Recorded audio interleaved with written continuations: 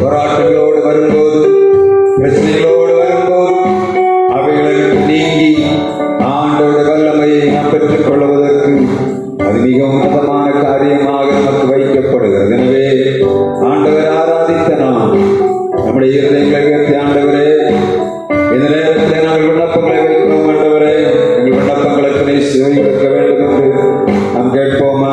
ஆண்டவரே நீர் எங்கள் விண்ணப்பங்களுக்கு செவி கொடுக்கிற நாளிலும் நம்முடைய இருதயங்களை திறந்து உயர்த்தி நம்முடைய திருச்சபைக்காகவும், நம்முடைய திருச்சபையில் யார் யாரெல்லாம் பலவீனங்களோடு இருக்கிறவர்களுக்காகவும், நோய்வாய்ப்பட்டிருக்கிறவர்களுக்காகவும், இந்த பகுதியிலே யார் யாரெல்லாம் தீராத நோயின் பிடியிலே சிக்கி இருக்கிறார்களோ கர்த்தருடைய விடுதலை ஆக்க வேண்டும். பலவிதமான பிரச்சனைகளிலே சிக்கிக்கொண்டு சமாதானம் இழந்து கிடக்கிற குடும்பங்கள் உண்டு.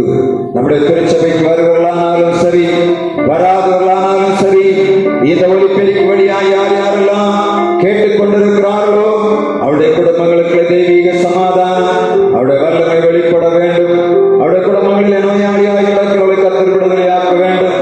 நம்முடைய திருச்சபையிலும் இந்த நாளிலே ஆஸ்பத்திரியிலே இருக்கிற சகோதரனைக்கு நாம் ஜெபிக்க வேண்டும். நம்முடைய குடும்பங்களிலே எவ்வளவு போராட்டங்கள் இருக்கிறது, யார் யாரெல்லாம் மருத்துவமனையில் இருக்கிறவர்கள் நினைத்து ஜெபிப்போம். இந்த நேரத்தில் ஒரு விடுதலைக்காக யாராவது சத்தத்தை ஜெபிக்க முடியுமா? யாராவது ஜெபிங்க.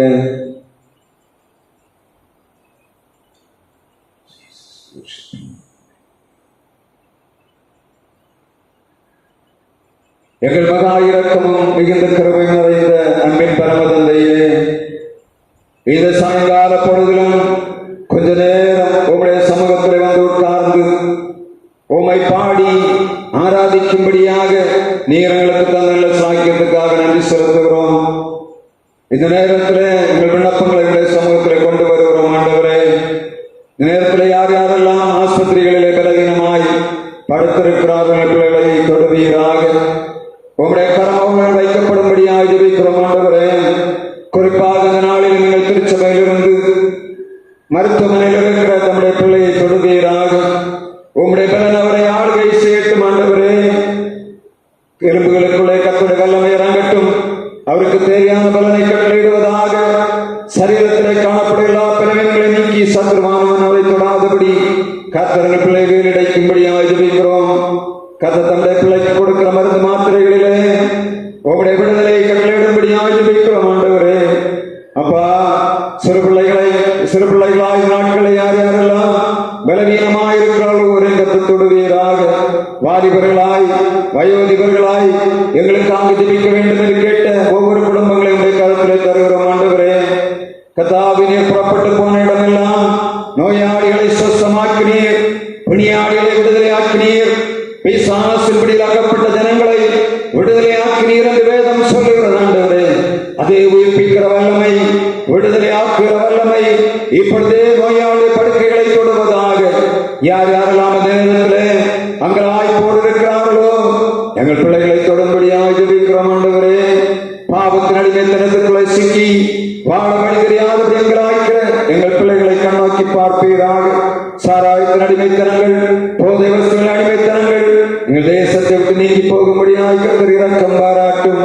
தேசத்தை மூடி போட்டிருக்கிற அக்கிரமம் முற்றிலுமாய் நீங்கி போகும்படியாக கர்த்தர் இரக்கம் பாராட்டுவீராக. இந்த நாட்களிலும் கர்த்தாவே, வேலை ஸ்தலங்களில் போய்விட்டு வேலை முடித்து விட்டு திரும்ப வருகிறவர்கள், வேலை செய்து கொண்டிருக்கிறவர்கள் கர்த்தாவே ஒருவரை நோக்கி பார்ப்பீராக. உங்களுடைய பிள்ளைகளை பாதுகாப்பாக வீடுகளுக்கு கொண்டு வந்து எங்கள் பிள்ளைகள் இரவு நேரங்களை சமாதானமாய் வீடுகளிலே தங்கி இருக்கும்படியாய் கிருபை தருவீராக. இந்த நாளிலும் கர்த்தாவே, வெளிநாடுகளிலே வேலை செய்து கொண்டிருக்கிற எங்கள் பிள்ளைகளை கண்ணோக்கி பார். இந்த நாட்களிலே போயிருக்கிறார்கள். ஆண்டவரே, உங்களுடைய பிள்ளைகளுக்கு பாதுகாப்பும் உங்களுடைய கையின் ஆசீர்வாதம், உங்களுடைய ஆசீர்வாதத்தின் நிறைவும் எங்கள் பிள்ளைகள் மேல் வைக்கப்படும்படியாக ஜெபிக்கிறோம். ஆண்டவரே, எல்லாவற்றுக்கும் மேலாக பாதுகாப்பை கட்டளையிடும். இந்த நாளிலும் வீடுகளிலே உட்கார்ந்து கர்த்தாவே, பலவிதமான போராட்டங்களோடு இருக்கிற எங்கள் ஜனங்களை கர்த்தர் கண்ணோக்கி பார்க்கும்படியாக ஜெபிக்கிறோம். கர்த்தரின் ஆசீர்வாதம் ஐஸ்வரியத்தை தரும், அதனோட வேதனை கூட்டி விடாரம் நம்முடைய வார்த்தையின் பிரகாரம் எங்கள் பிள்ளைகள் வாழ்விலே எல்லாம் எதிர்பார்த்து காத்துக் கொண்டிருக்கிறார்களோ நன்மை செய்யும்படியாக ஜெபிக்கிறோம். உங்களுடைய கையின் பிரயாசங்களை ஆசீர்வதியும். சத்ருவான பிள்ளையை தொடாதபடி வேலைக்கு வைக்கும்படியாக ஜெபிக்கிறோம். இந்த நாளிலும் வந்திருக்கிற பிள்ளைகளை ஆசீர்வதியும் பலப்படுத்தும். இவர் கட்டாந்தத்தில் வைக்கிற விண்ணப்பங்கள் எல்லாம் அவருடைய சமூகத்திலே சேர்த்து வைக்கப்படுகின்ற உணர்வோடு எங்கள் பிள்ளைகளை விரைவாக்கி அனுப்பும்படியாக ஜெபிக்கிறோம். ஆண்டவரே, வரும் நாட்களிலே எங்கள் திருச்சபையிலான ஆத்மாக்களை தந்து ஆசீர்வதிக்கும்படியாக ஜெபிக்கிறோம். கர்த்தாவே, எங்களுக்கு தருகிற வார்த்தைக்காக நன்றி செலுத்துகிறோம். தொடர்ந்து மகிமையின் பிரசன்னம் எங்களை ஆளுகை செய்யும்படியாய் ஒப்புக் கொடுக்கிறோம். கர்த்தாவே, எத்தனை நன்மைகளை எங்களுக்கு செய்திருக்கிறீர்.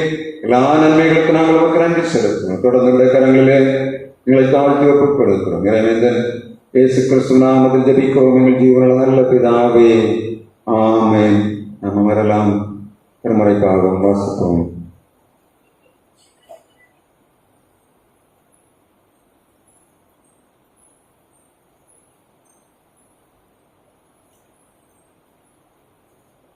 வாசிக்கும்படியாக கொடுக்கப்பட்ட திருமறை பகுதி அப்போஸ்தலர் 7ஆம் அதிகாரம் வசனங்கள் 49 முதல் 59 வரை.